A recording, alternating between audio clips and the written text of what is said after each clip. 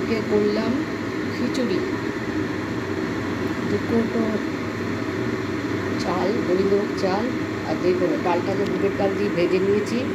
নিয়ে এদিকে যেই পাত্রে খিচুড়ি করবো ওই পাত্রে জল বসিয়েছি, জলটা ফুটে উঠে ডালটা দিয়ে দিয়েছি। এবারে কড়াইতে ঘি গরম করে বাদাম ভেজেছি, কাজু বাদাম ভেজেছি, জিরে, তেজপাতা, শুকনো লঙ্কা ফোড়ন দিয়েছি।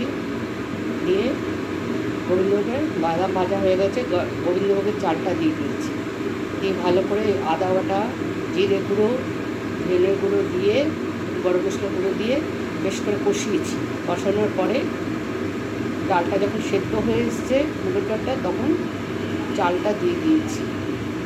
দিয়ে ভালো করে বেশ মাখা মাখা হয়ে তারপরে তখন এইভাবে মাখা মাখা হয়ে নামিয়ে দিয়েছি। কেমন হয়েছে জানাবে বন্ধুরা। শুভ দুপুর, এখনও খেতে বসিনি, এই রান্না হচ্ছে।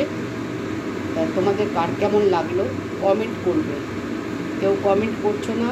হ্যাঁ, আমি নিজে একা করছি, তো আমার সঙ্গে কেউ নেই যে কেউ করে দেবে।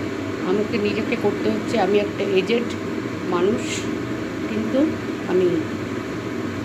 আমার ইচ্ছা যে সবার সামনে উপস্থাপনা করব আমার রান্না। যে আমি কেমন করি বড় কথা না, তোমাদের কেমন লাগে সেটা জানাবে।